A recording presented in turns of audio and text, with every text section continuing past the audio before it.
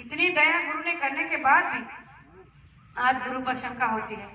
प्रेमियों, जब एक गुरु के प्रति हमारे मन में शंका आ जाती है तो बहुत बड़ा दोष लग जाता है। आप कहोगे कैसे? एक बार नारद जी विष्णु भगवान के पास हमेशा जाते थे, तो उनके जाने के बाद विष्णु भगवान जो है जिस जगह पर नारद जी बैठते थे, उनके जाने के बाद उस जगह को पाक साफ करते थे। तो इस बात की भनक नारद जी को लग गई कि विष्णु भगवान जो है तुम्हारे जाने के बाद तुम्हारे बैठे हुए जगह को पाक साफ करते हैं।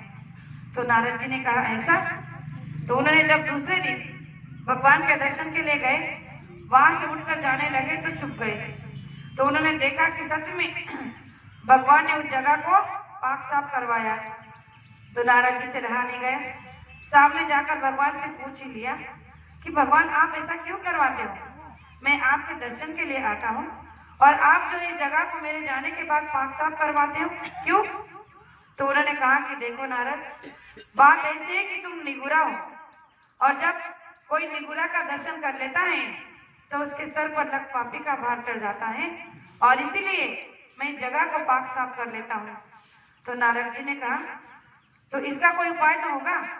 कहा कि हाँ, तुम्हें गुरु की आवश्यकता है तो तुम्हें संसार में जाकर किसी को अपना गुरु बनाना होगा। अब सोचने लगे कि किसे बनाओ?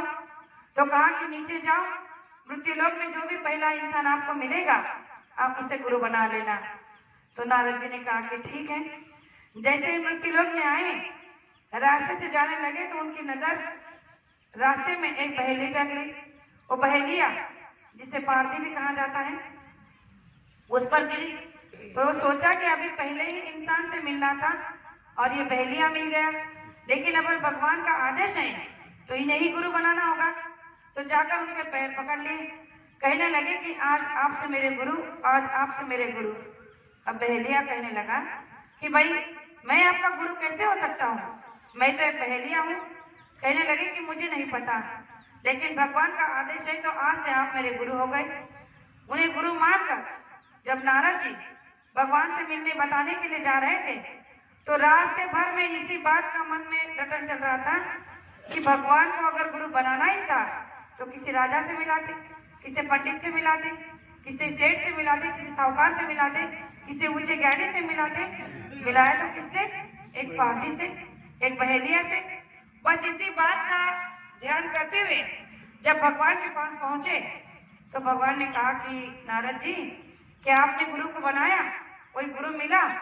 कहने लगे कि हाँ भगवान, गुरु तो मिला, लेकिन जैसे ही लेकिन शब्द का प्रयोग किया, भगवान ने कहा रुको रुको रुको। क्या कहा? लेकिन शब्द का प्रयोग तुमने किया, तुम्हें जो है गुरु का दोष लग गया। अब दोष से तुम्हें कोई नहीं छुड़ा सकता। अब जो है नारद जी सोचने लगे कि भगवान आपने ही कहा, मैंने वैसे ही किया। तो भगवान ने कहा कि कहा तो था, तो तुमने जो किया गुरु पे शंका कर दी। जब उन्हें गुरु मान लिया था तो अपना सर्वस्व उन्हें समर्पित करना था, लेकिन तुमने अपने मन में जो है शंका को रखा। एक गुरु के प्रति शंका जो रखता है वो दोषी बन जाता है और वो दोषी जन्म जन्म के चक्कर में पड़ जाता है। इसीलिए तुमने गुरु को के लेकिन शब्द के नाम से जो है दोषी कर दिया है। तो नारद जी सोचने लगे कि अब क्या करूं, इसका कोई प्रायश्चित होगा? कहने लगे कि अब उन्हीं के पास जाओ और उन्हीं से कहो कि आप मेरी रक्त 84 योनि छोड़ा दो। नारद जी दोबारा मृत्युलोक में आए, उन्हीं बहेलिया से मिले, उनके पैर पकड़े और उनके दिलकश से एक बाण को निकालकर कहा कि आप कृपा कर यहाँ 84 लेखा ऐसे खींच दीजिए। तो उन्होंने कहा क्यों? जब नरक का नक्शा बिछाया गया और उस पर उस बहेलिया ने 84 लेखा खींच दी। अब उस 84 लक्ष्य रेखा खींचने के बाद नारद जी जो है उस पर लुढ़कते हुए निकल गए। तब उन्होंने पूछा कि ऐसा क्यों किया? कहा कि मैंने आपको गुरु तो किया था, लेकिन शब्द का प्रयोग यानी कि आपके बदले में आपके लिए मेरे मन में शंका थी कि मैंने एक बहेलिया को गुरु कर लिया और इसी वजह से जो है मुझे लक्ष्य 84 का दोष लग गया।